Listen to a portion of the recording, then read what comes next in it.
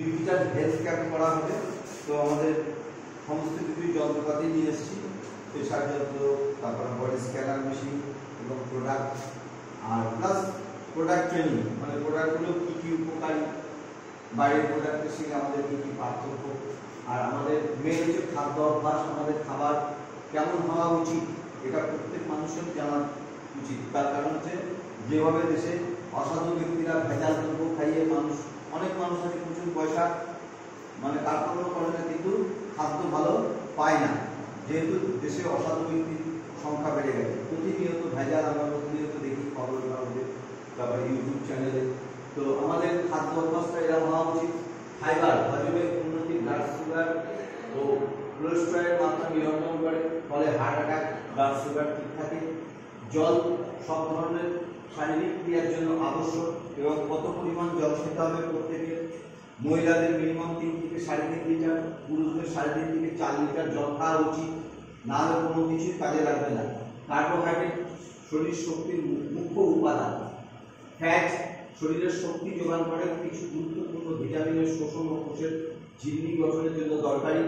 Protein কোষ ও পেশির নির্মাণ, রক্ষণাবেক্ষণ আর রোগ প্রতিরোধক ক্ষমতা বৃদ্ধির জন্য দরকার। এটা তো আমাদের প্রত্যেকের দরকার, ইমিউনিটি পাওয়ার।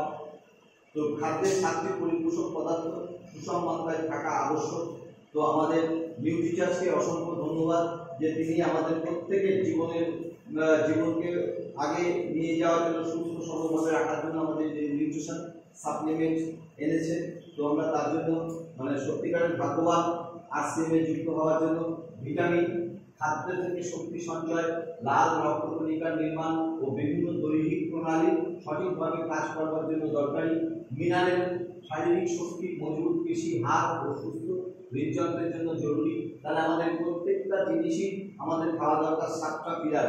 আমাদের মানবদেহ সোজা হয়ে দাঁড়িয়ে থাকার জন্য এই 7টা পিলার, কিন্তু আমরা সাধারণ লোক জানি না। আমিও জানতাম না যখন এই ট্রেনিং নিই এবং নিউট্রিশনের সার্টিফিকেটগুলো অর্জন করি এর নিউট্রিশন ট্রেনিং নিয়ে। তারপরে আমরা জানতে পেরেছি যে মানুষের কেন এত রোগ ব্যাধি আর এত তাড়াতাড়ি অকাল মৃত্যু হয়। তার কারণ এখান থেকে আমার বয়স প্রায় 58 বছর, 59 বছর হতে চলল।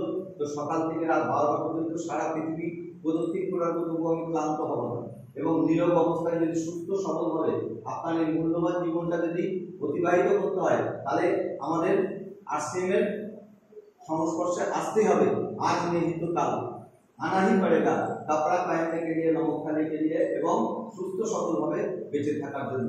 জয় আরসিএম, জয় আরসিএম, জয় আরসিএম। ঠিক আছে।